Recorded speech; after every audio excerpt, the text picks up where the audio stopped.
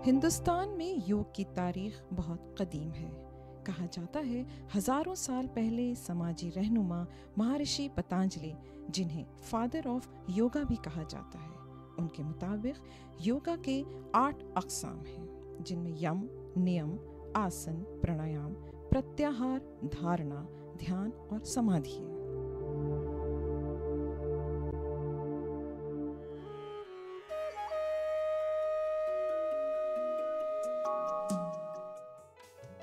योग करने वाले अपनी जिंदगी को डिसिप्लिन के साथ जीते हैं, मानो वो अपने जहन को एक सिमत में रखकर, अपनी सांसों को काबू में रखकर अपने जिस्म और दिमाग के साथ तालमेल बनाने की कोशिश करते हैं।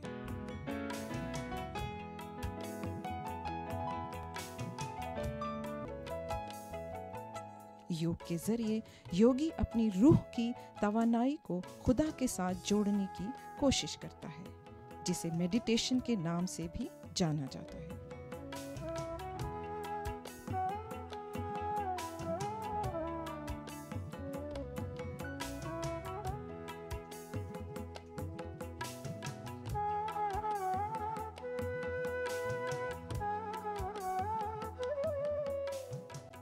योग करने के भी कई तरीके हैं, जैसे जप, कर्म, भक्ति, राज वगैरह। यानी योग के जरिए जहाँ खुदा की रसाई हासिल करना है, वहीं सेहत और तंदुरुस्ती के लिए भी योग बहुत मुफीद है। मौजूदा दौर की मेडिकल साइंस ने भी इस बात का इंकशाफ किया है कि योग बहुत सी बीमारियों से निजात का एक जरिया है।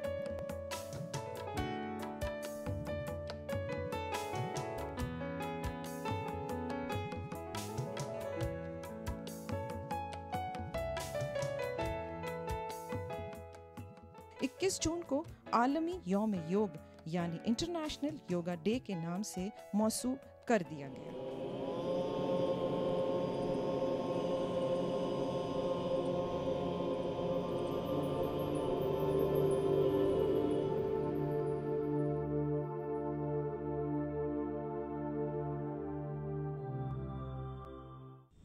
यहाँ हम लोग योग की चर्चा करेंगे। योग एक बहुत पुराना विज्ञान है। इसको हम आध्यात्मिक विज्ञान के रूप में जान सकते हैं। योग एक जीवन जीने की कला है।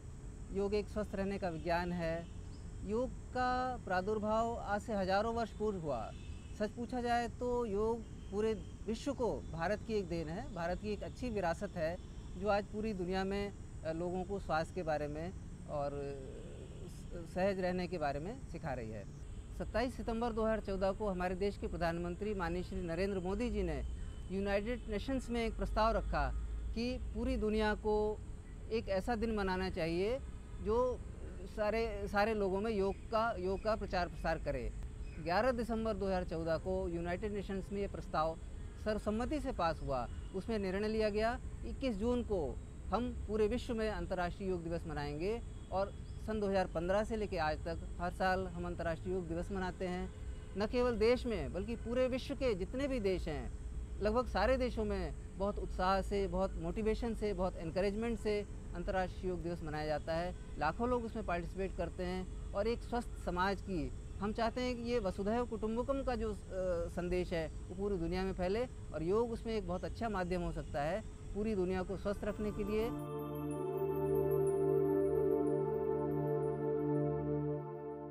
योग को करने के कुछ नियम हैं।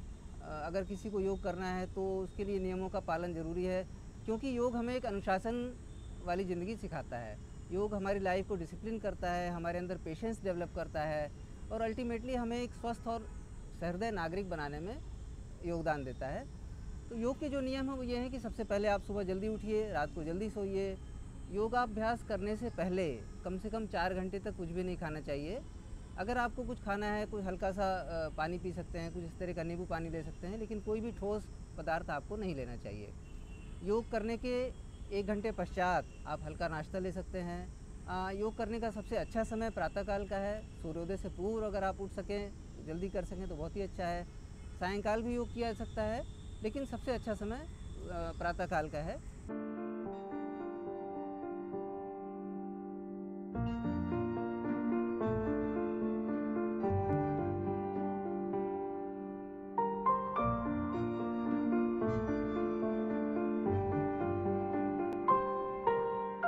योगा रिलैक्सेशन के लिए करते हैं, फिटनेस के लिए, थेरेपेटिक्स के लिए। और जैसे कि अब हम बात करेंगे आज थेरेपेटिक योगा के बारे में।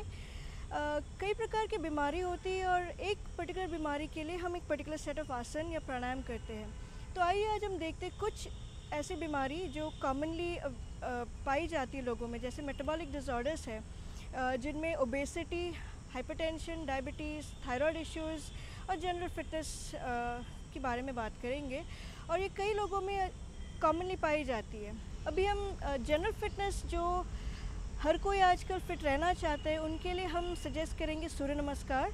जो सूर्य नमस्कार की जो 12 पोस्चर्स है वो बेसिकली हमारे सारे एंटायर बॉडी, माइंड, बॉडी और सोल को इफ़ेक्ट करती है और हमारी मेटाबॉलिज्म और हमारी जनरल स्टिमुलेशन और वर्किंग और एक्टिविटीज़ इंक्रीज़ करते हैं। तो आइए हम देखते हैं कि सूर्य नमस्कार की प्रैक्टिस कैसे की जाती है। और हम अभी चलेंगे मनीषा और आलोक के पास। आइए अभी हम अभ्यास करते हैं सूर्य नमस्कार की। 1 नमस्कार आसन,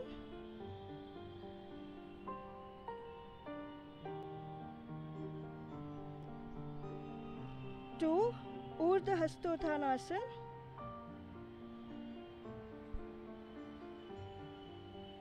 3 पादहस्तासन,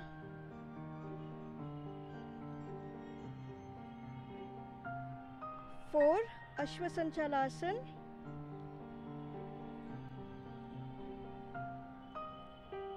5 पर्वतासन, 6 अष्टांग नमस्कार,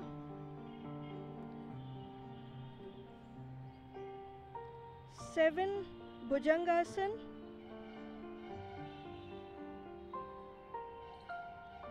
8 पर्वतासन,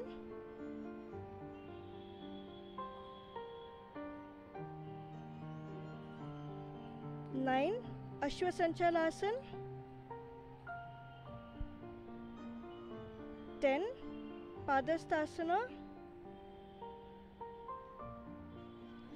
11 ऊर्ध्व हस्तोत्थानासन और 12 नमस्कार आसन।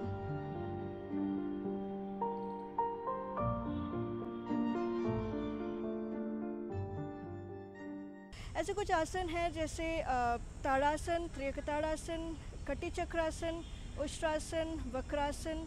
ऐसे कुछ आसन प्रैक्टिस की जाती है जो हमारी पैंक्रियाटिक स्टिमुलेशन और एक्टिविटीज़ बढ़ा देती है और हमारी इंसुलिन के सेक्रेशंस वगैरह नॉर्मलाइज और बैलेंस करती है। डायबिटीज़ के लिए, शुगर के लिए कुछ आसनों का अभ्यास करेंगे। तो पहला आप आसन इसमें अभ्यास कर सकते हैं ताड़ासन।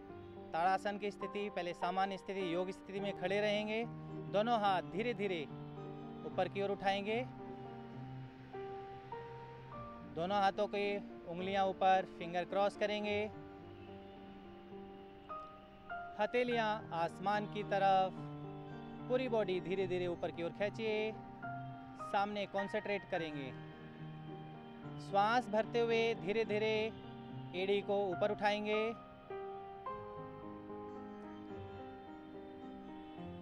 किसी भी एक बिंदु पर लगातार अपने मन को ध्यान करेंगे, केंद्रित करेंगे।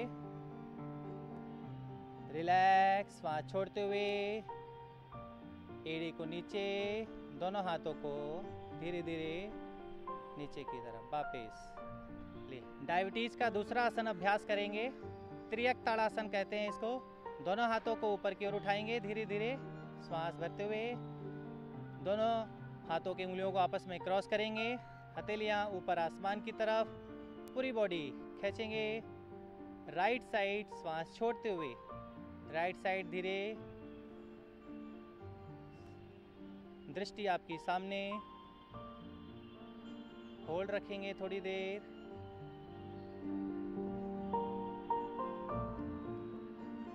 श्वास भरते हुए धीरे धीरे वापस, नहीं, फिर से जो है श्वास भरते हुए हाथ ऊपर,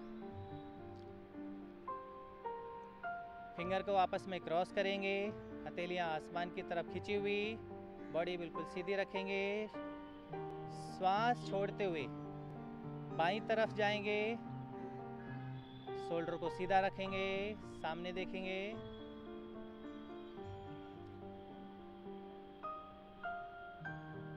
श्वास भरते हुए सीधे दोनों हाथों को धीरे धीरे नीचे की ओर लेके आइए। रिलैक्स, बैठ जाएंगे।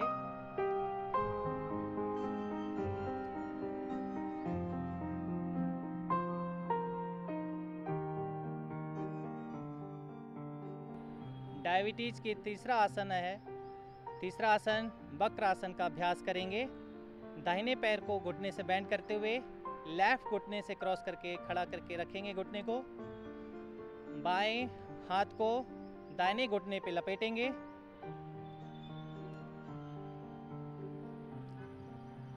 दाहिना हाथ कमर के पीछे रखिए। दोनों कंधे पीछे की ओर खींच, कंधे बिल्कुल सीधे रखेंगे।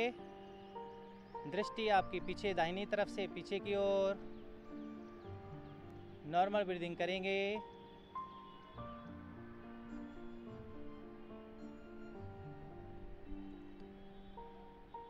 वापस दोनों गर्दन सीधी रखेंगे। पैर को सीधा कर लीजिए। दूसरा पैर लेफ्ट घुटने को, बाएं घुटने को घुटने से बेंड करिए। राइट घुटने के पास रखेंगे। दाहिना हाथ बाएं घुटने से लपेटेंगे। बायां हाथ पीछे की ओर देखेंगे।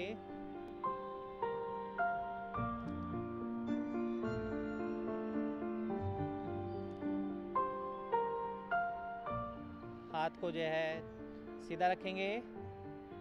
वापस सामने देखिए। दोनों हाथ कमर के पास दंडासन की स्थिति में। वज्रासन में बैठ जाएंगे, दोनों घुटने को बेंड करते हुए।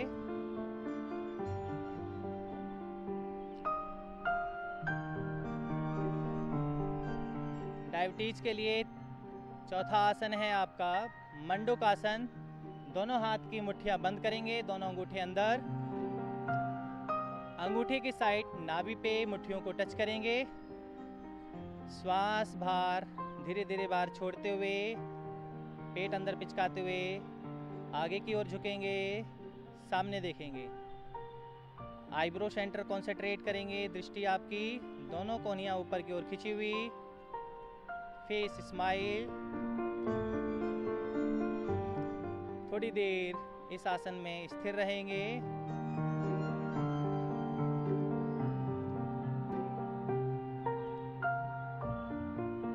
वापस श्वास भरते हुए ऊपर उठेंगे। दोनों हाथ की मुट्ठियों को खोलेंगे, दोनों हाथ घुटने पे। अगला आसन जो है डायबिटीज का ओष्ट्रासन का अभ्यास करेंगे। ओष्ट्रासन में पहले घुटने के बल पे खड़े हो जाइए। दोनों घुटने में हल्का सा गैप दीजिए। 1 से 1.5 फीट का गैप रखेंगे। राइट हैंड राइट हील पे, लेफ्ट हैंड लेफ्ट हील पे। राइट हैंड राइट हील पे लेके जाएंगे श्वास भरते हुए। लेफ्ट हैंड लेफ्ट हील पे श्वास भरते हुए धीरे धीरे गर्दन को धीरे धीरे पीछे की ओर लटका दीजिए। श्वासों की स्थिति सामान्य। होल्ड रखेंगे थोड़ी देर।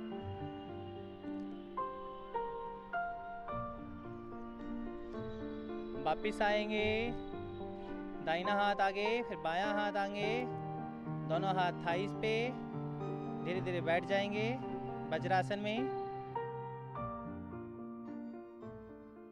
नेक्स्ट हम देखते हैं ओबेसिटी, जो बहुत ही कॉमनली देखी जाती है आजकल के यंगर जनरेशन में, और जो इवन द वर्किंग क्लास में भी दिखी जाती है, क्योंकि आजकल हमारी फ़िज़िकल एक्टिविटीज़ कम हो गई है और हमारी ईटिंग हैबिट्स जो स्ट्रेस की वजह से या रॉन्ग ईटिंग हैबिट्स की वजह से करेक्टली फॉलो नहीं की जाती, जिसकी वजह से मेटाबॉलिक डिस्टर्बेंसेस आ रही है और फैट की एक्यूमुलेशन। तो इसमें हम देखेंगे कि हम हलासन, धनुरासन और सर्वांगासन की प्रैक्टिस से ओबेसिटी की करेक्शन की जा सकती है, क्योंकि ये बेसिकली हमारी मेटाबॉलिज्म इम्प्रूव करती है, फैट डिस्ट्रीब्यूशन और फैट मेटाबॉलिज्म इम्प्रूव करती है। अब हम ओबेसिटी के लिए आसनों का अभ्यास करेंगे। शवासन की स्थिति में लेट जाइए।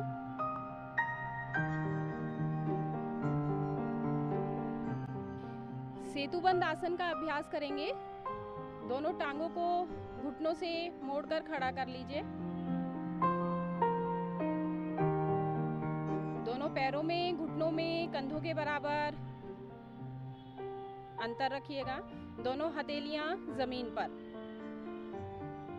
अब धीरे धीरे श्वास भरकर अपने कमर वाले भाग को जमीन से ऊपर उठाइए।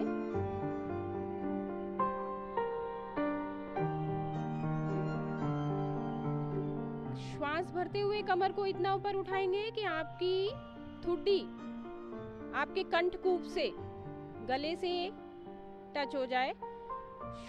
आसन को उठाने के बाद श्वास को सामान्य रखेंगे। सामान्य स्थिति में आसन को थोड़ी देर रोक कर रखें।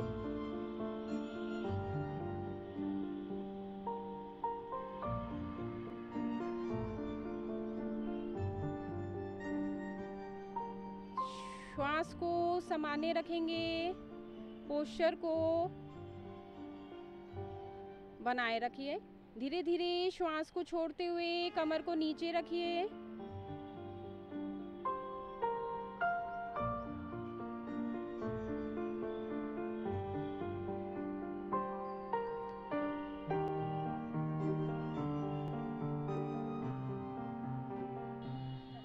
ओबेसिटी के लिए दूसरे आसन का अभ्यास सर्वांगासन। दोनों हथेलियां जमीन पर रखिए। श्वास को भरते हुए दोनों पैरों को 90 डिग्री ऊपर उठाइए। अब दोनों हथेलियों का सपोर्ट कमर पर देते हुए दोनों टांगों को 180 डिग्री ऊपर उठा दीजिए। दोनों हथेलियां बैक पर, पंजों का रुख ऊपर की तरफ, सामान्य श्वास।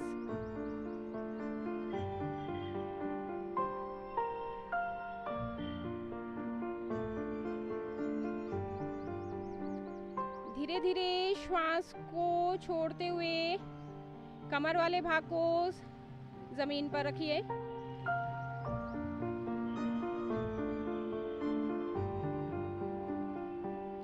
हथेलियां जमीन पर। श्वास छोड़ते हुए धीरे धीरे दोनों पैर जमीन पर रिलैक्स। इस आसन का अभ्यास 1 से 2 बार कर सकते हैं। ओबेसिटी के लिए तीसरे आसन का अभ्यास करेंगे। दोनों पैर मिलाइए, हल आसन। हथेलियां जमीन पर। श्वास को भरते हुए दोनों पैरों को एक साथ ऊपर उठाइए, 90 डिग्री। अब दोनों हथेलियां कमर पर रखिए और हाथों का सपोर्ट देते हुए दोनों टांगों को सर के पीछे ले जाइए।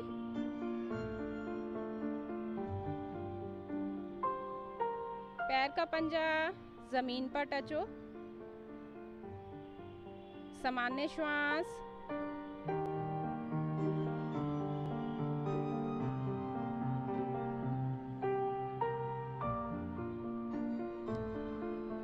श्वास को भरते हुए धीरे धीरे वापस आइए। दोनों पैरों को ऊपर उठाइए। धीरे से कमर को नीचे रखिए। धीरे धीरे दोनों टांगे नीचे। दोनों पैरों में गैप। दोनों हथेलियां आसमान की तरफ। ढीला छोड़ेंगे शरीर। शवासन।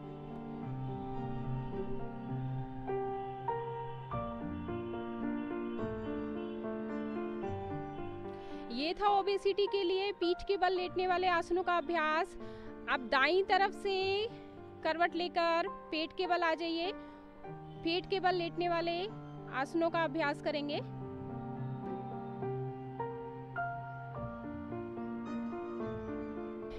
ओबेसिटी के लिए चौथे आसन का अभ्यास करेंगे, वो है धनुरासन। दोनों टांगों को घुटनों से मोड़ लीजिए। दोनों पैरों में और घुटनों में कंधों के बराबर अंतर दीजिए। दोनों हाथों को पीछे लाइए और दोनों हाथों से एंकल जॉइंट अपने टखनों को कसकर पकड़ लीजिए। अब श्वास भरते हुए धीरे धीरे सामने से चिन, चेस्ट और पीछे से दोनों घुटनों को ऊपर की तरफ उठाइए। दृष्टि को सामने रखिए। शरीर का पूरा भार अपनी नाभि पर केंद्रित। सामान्य श्वास के साथ आसन को बनाए रखें।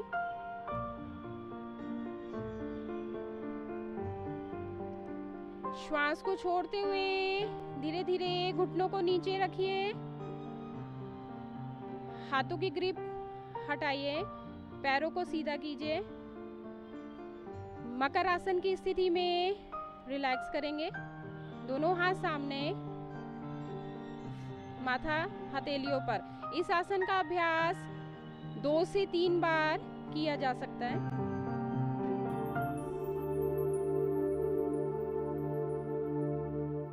मुझे इस स्थान पे आते हुए आज 6 महीने हो गए हैं।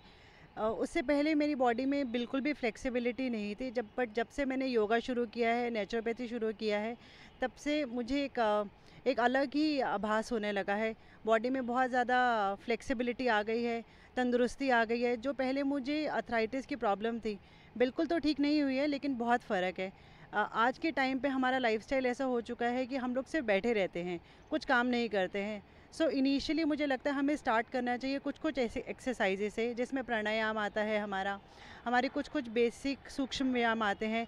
और आई थिंक ऐसा ज़रूरी नहीं है कि वो सबके लिए सिर्फ बड़े ही कर सकते हैं। जो छोटे बच्चे हैं, मुझे लगता है सबसे पहले उनको शुरू करना चाहिए, क्योंकि अगर हम शुरू करेंगे हमारे बच्चे भी वही सीखेंगे, और अगर हम तंदुरुस्त रहेंगे तो बच्चे भी तंदुरुस्त रहेंगे। जब मैं छोटा था 2 इयर्स का, तो मम्मा के साथ योगा करता था, इसलिए अब मुझे योगा अच्छी लगती है। योगा का बहुत फ़ायदा है। जैसे मुझे भी, मेरी कमर में पहले बहुत दर्द रहता था, चलने में काफ़ी दिक्कत रहती थी, ज़्यादा देर खड़ी नहीं हो पाती थी मैं, पर लगातार योगा करने से, डाइट फॉलो करने से मेरे को इस चीज़ में काफ़ी हेल्प हुई है। मुझे 6 महीने हो गए योगा करते हुए। मेरे को थायराइड, कंपन और स्किन प्रॉब्लम, सांस की भी कुछ दिक्कत थी। इससे मुझे बहुत सहयोग मिला है। योगा से हम स्वस्थ और बिल्कुल ठीक रहेंगे। हमें हमेशा के लिए योगा सबको मिलकर करना चाहिए। मैं एक चीज़ सबको रिक्वेस्ट करना चाहती हूँ कि इस चीज़ की मोटिवेशन स्कूल और कॉलेज में बहुत ज़्यादा होनी चाहिए। जैसे सब सब्जेक्ट्स की पढ़ाई होती है, वैसे ही आधा घंटा बच्चों के लिए ये हैबिट रेगुलर डालनी बहुत ज़रूरी है। मुझे पहले साइनस की प्रॉब्लम थी। मैंने रेगुलर योगा करा 4 साल, 3 महीने में मुझे बहुत ज़्यादा आराम मिला। उसके बाद मैं कंटिन्यू कर रहा हूँ। इससे मेरे का फिज़िकल मेंटल बहुत अच्छा रिज़ल्ट मिला है, और मैं सबको सलाह दूंगा कि रेगुलर आएँ और योगा ज्वाइन करें। योगा सबसे पहले हमें हमारी सांस की गति को सिखाता है, कैसे सांस लेना चाहिए, कैसे छोड़ना चाहिए। योगा हमें हमारे हर बॉडी पार्ट को बहुत ज़्यादा एक्टिवेट करने में हेल्प करता है। मैं पर्सनली सबको बोलूँगी कि हमारी लाइफ बहुत हेक्टिक है, हम लोग बिल्कुल कंसंट्रेट नहीं करते हैं।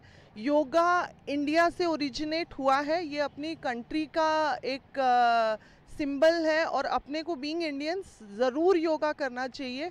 मैं बहुत यंग एज में मुझे ब्रीदिंग में बहुत प्रॉब्लम होती थी। मुझे सांस लेने में मैं 10 सीढ़ी भी नहीं चढ़ पाती थी। योगा करने से मुझे बहुत हेल्प मिली है पर्सनली। अब मैं 3-4 स्टोरेज चढ़ जाती हूँ, मुझे बिल्कुल प्रॉब्लम नहीं होती है। मैं सबको बोलूँगी, सिर्फ योगा डे के लिए नहीं, सिर्फ इस मंथ के लिए नहीं, अपनी लाइफ में योगा को एक हैबिट बनाएं और लाइफ लॉन्ग योगा को रखें।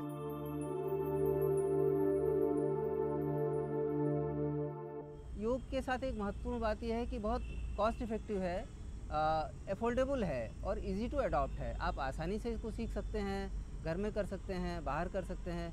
खाली आपको एक मैट की ज़रूरत है, कोई विशेष इसके लिए संसाधन की आवश्यकता नहीं है। लेकिन ये ज़रूरी है कि योग करने से पहले आप प्रॉपरली उसको समझें, उसको सीखें। अच्छा होगा कि अगर आपको कोई समस्या है, कोई बीमारी है, तो आप किसी योग का एक्सपर्ट जो है उससे सलाह करें, उससे मार्गदर्शन लें और उसके साथ अपना योग का एक तालमेल बनाएं। मैं आपको बताना चाहूँगा कि आज का जो युवा वर्ग है उसमें योग के प्रति बहुत उत्साह बढ़ा है, बहुत रुझान बढ़ा है। बहुत से लोग योग के बारे में गंभीरता से सोच रहे हैं और योग को अपना कैरियर बनाना चाहते हैं। उन सब लोगों के लिए जो इस क्षेत्र में गंभीरता से विचार कर रहे हैं, बहुत सारी सरकारी संस्थाएँ हैं, बहुत सारी गैर सरकारी संस्थाएँ हैं जो योग के क्षेत्र में नए उन्होंने कोर्सेज डेवलप किए हैं। शॉर्ट टर्म कोर्सेज हैं, लॉन्ग टर्म कोर्सेज़ हैं, पीजी डिप्लोमाज हैं, जो बहुत सारी संस्थाओं से कराए जाते हैं।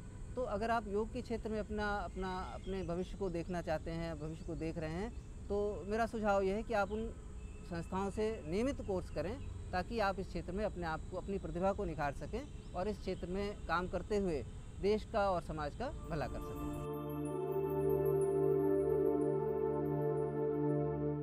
मैं उम्मीद करती हूँ कि आज जो भी जानकारी आपके साथ शेयर की गई है वो आपके लिए काफ़ी लाभदायक रही होगी, और मैं ये भी उम्मीद रखती हूँ कि आप योगा की प्रैक्टिस करेंगे और अपनाएंगे अपनी डेली एक्टिविटीज़ में, और इसकी प्रचार ज़रूर करेंगे।